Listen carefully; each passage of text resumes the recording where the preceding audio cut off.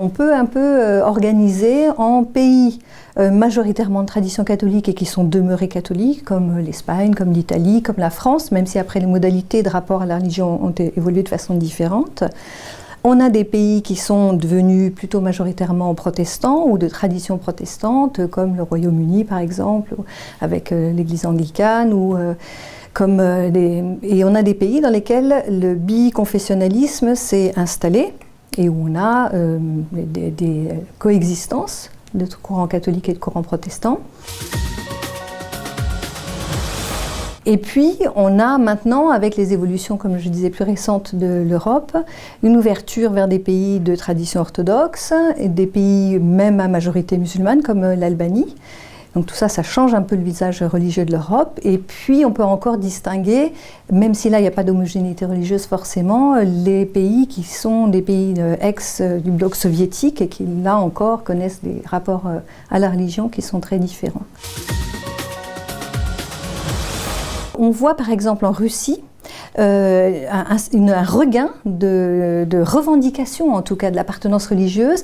Et ce qui me semble à moi, c'est que c'est dans ces pays-là qu'on voit s'exprimer pas mal la convergence entre l'identité nationale et l'identité religieuse. Et on voit dans des pays qui étaient un peu, je dirais, en déshérence, un peu en perte d'identité, des volontés de reconstruction pour lesquelles l'appartenance religieuse est un vecteur fort. On le voit aussi alors, avec des façons différentes, des organisations différentes, mais c'est aussi ce qu'on voit en Ukraine, c'est aussi ce qu'on voit en Hongrie, c'est aussi ce qu'on voit en Pologne.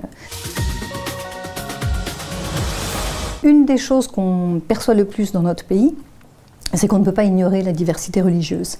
C'est qu'auparavant, en gros, il y avait les catholiques et le reste.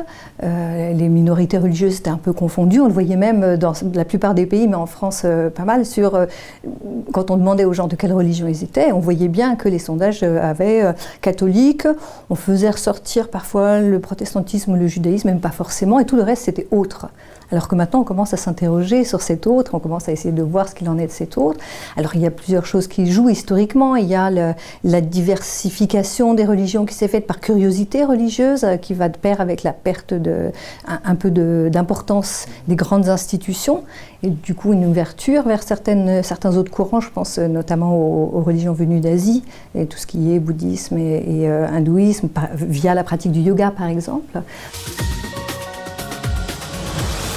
Mais aussi par le fait qu'un certain nombre de groupes venus par l'immigration, alors en France il y a des traditions assez anciennes, mais on connaît bien l'immigration musulmane notamment, mais petit à petit, avec là encore une conjonction de différents facteurs, l'augmentation du nombre, une certaine implantation aussi des groupes qui finissent par du coup ne plus être des groupes de migrants mais des groupes installés, une certaine fierté identitaire qui se fait jour aussi avec justement une reconnaissance de la pluralité possible des appartenances, donc une place plus grande accordée à des personnes qui se reconnaissent dans d'autres traditions religieuses.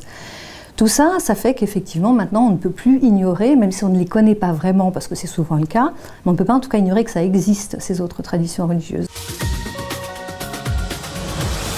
Il ne faut pas oublier qu'il y a un courant qui grandit en France, qui est un courant de non-appartenance, mais de non-appartenance non pas d'indifférence, mais de non-appartenance positionnée, donc forte, et qui là peut se sentir un peu agressé par la place que prennent justement ces débats, ces questions sur la religion, parce que paradoxalement, on a l'impression que pour le dire d'une façon un peu massive, moins les gens sont religieux et plus les débats sur la religion prennent de l'importance. Pas seulement en France, d'une façon générale en Europe.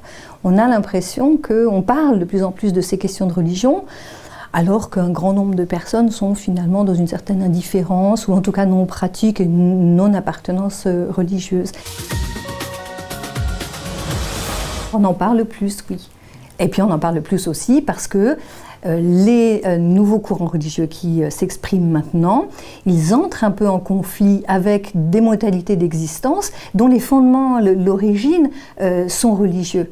Je ne veux pas entrer là dans le débat sur les fondements religieux de l'Europe, mais il ne reste pas moins que l'organisation civile de la société en France est bien plus ancrée dans la religion chrétienne qu'elle ne le pensait récemment. Et on s'aperçoit d'un seul coup que si on a un jour férié dans la semaine et que c'est un dimanche, c'est pas pour rien, et que donc un certain nombre de traditions religieuses chrétiennes, la société dans son ensemble y faisait droit sans y prêter plus attention que ça.